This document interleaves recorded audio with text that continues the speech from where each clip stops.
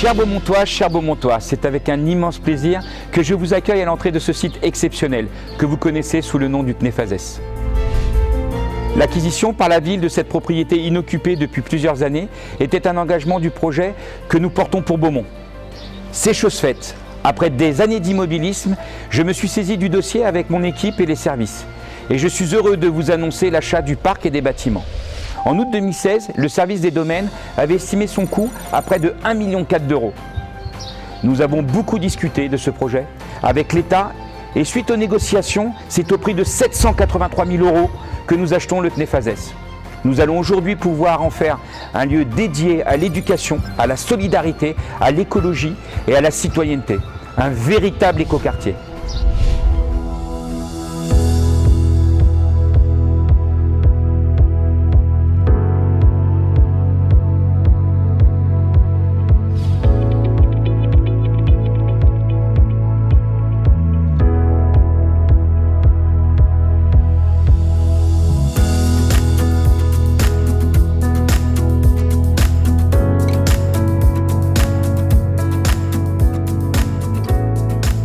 Nous sommes dans l'enceinte de ce site qui est maintenant le nôtre, ou plutôt le vôtre. Il s'agit d'une propriété de 2 hectares et de 5000 m² de bâtiments en plein cœur du centre-ville.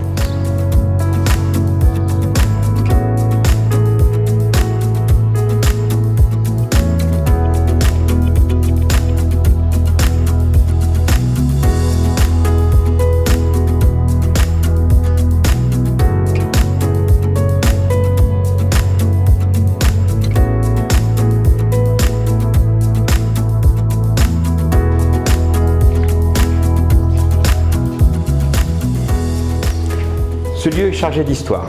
Construite en 1906 pour être la demeure d'un chirurgien beaumontois, cette propriété fut transformée en sanatorium en 1929. Le parc compte de vastes dépendances et même, paraît-il, un ancien abri pour résister aux bombardements aériens. En 1947, sous l'impulsion du maire Louis Roussel, l'État en fit l'acquisition à destination des institutrices et instituteurs. Cette structure devient en 1973 le Centre national d'études et de formation adaptée.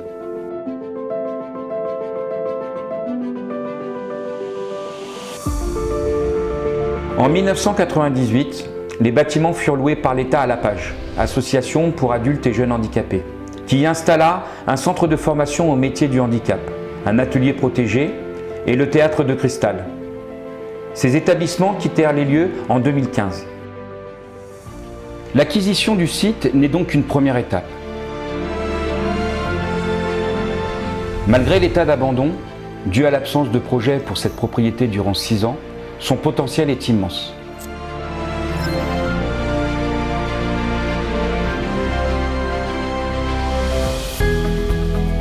Le projet de requalification nécessitera un investissement qui s'étalera tout au long de notre mandat.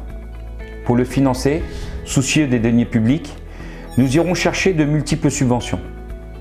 Laissez-moi vous présenter notre vision de l'avenir pour ces lieux. La vocation première de ces locaux sera d'accueillir une école de 8 classes, disposant d'équipements les plus récents en matière de mobilier et d'informatique. Cet établissement assurera l'éveil et l'apprentissage de nos enfants dans d'excellentes conditions.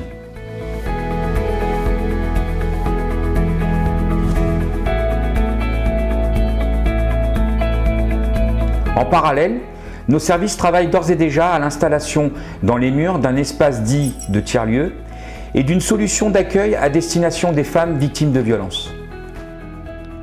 N'oublions pas la création d'une ferme pédagogique comprenant les ruches de la ville, un potager, de la permaculture et de petits animaux pouvant y bénéficier d'une vie heureuse.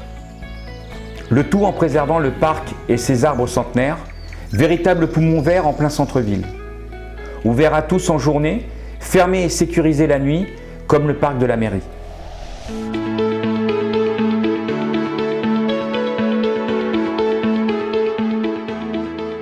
Comme vous le voyez, un lieu repensé, nouveau, à vocation environnementale, sociale et solidaire, tourné vers le service public et votre bien-être, car je compte sur vous pour vous approprier cet espace de vie. Pas question d'avancer sans vous. Au-delà de ces pistes, le projet, c'est ensemble que nous allons le construire.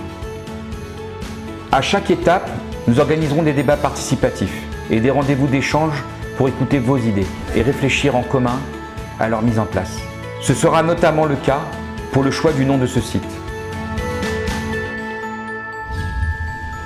Vous l'avez compris, ce que je vous annonce est le début d'une nouvelle ère, d'une renaissance, pour ce que nous appelons encore le CNEFASES.